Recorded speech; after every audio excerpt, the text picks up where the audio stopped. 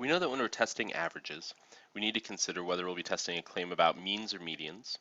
But in addition, we're going to add now the component of determining whether we have independent or dependent samples, which is going to lead to the possibility of 4 different tests for any 2-sample data set. So before we test the difference of 2 population means,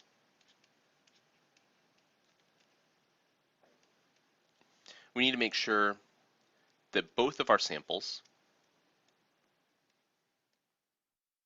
meet the following conditions. So both of our samples need to be random and independent, and both of our samples need to come from a normally distributed population,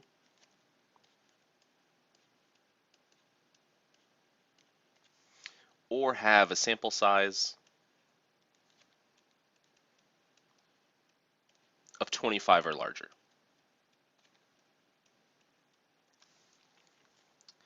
So as we've done in the past, we'll assume that that first condition is met and leave it to us to verify that the conditions are met for the second condition.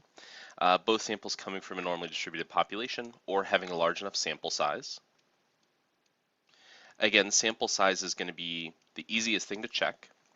So if the sample size is large enough, we want to check that first. We know the conditions are met.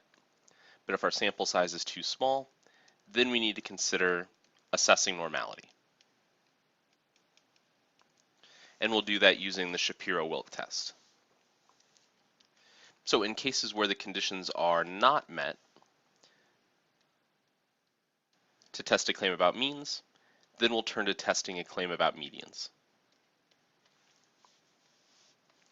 So those are our 2 general cases, either testing a claim about means or medians. If we're testing a claim about means, then our null hypothesis will be of the form mu1 minus mu2 equals 0, which would be the same thing as writing mu1 equals mu2. Or in the case where we have dependent samples, sometimes that notation is simplified to be mu diff. So the difference of our 2 means equals 0. So we might see any of those 3 notations. And then our alternative hypothesis would be that mu1 minus mu2 could be greater than, less than, not equal to, which would be the same thing as saying that the 2 population means are that one is greater than the other, less than the other, or that they're just somehow different from each other. Or with this mu diff notation, so the difference of those 2 means, again, we'd be saying that the difference of those 2 means is greater than 0, less than 0, or somehow just different from 0.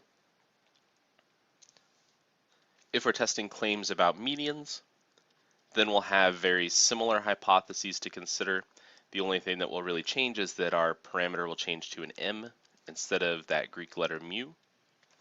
So our null hypothesis would be that the difference of the 2 means is equal to 0, and then we have all of those different varieties for the null hypothesis and for the alternative hypothesis. So our 2 general cases, testing claims about means or medians, but when we test claims about averages, or 2 averages, then we have, again, 4 different tests to consider. So in the first case, where we have independent samples, then we'll use a 2-sample t-test to test a claim about means. Or if the conditions aren't met, but we still have independent samples, we'll use the Mann-Whitney test to test a claim about medians. So in the case that we're using the 2-sample t-test, we're going to need to make sure that we uncheck that pooled variances option.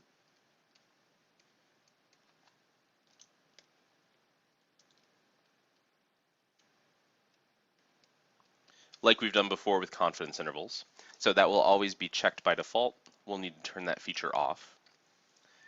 So those are our 2 tests to consider if we have independent samples.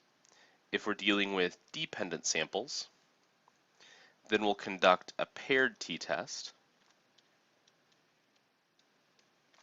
to test a claim about means, and we'll use the Wilcoxon signed rank test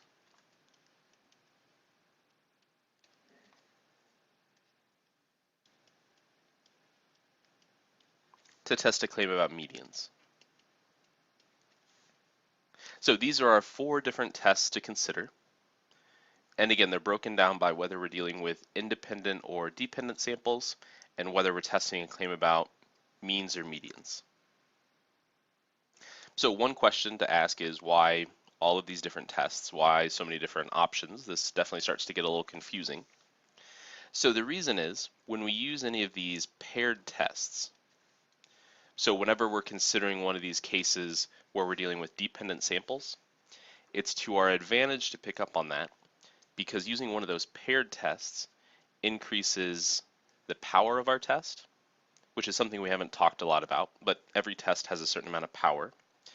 And if we increase our power, then we reduce the value for beta, where beta is, again, the probability of committing a type 2 error.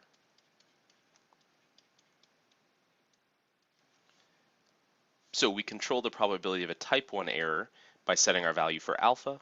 Now, anytime we have the opportunity to increase the power of our test, we help to reduce beta, which means we're controlling the probability of a type 2 error occurring.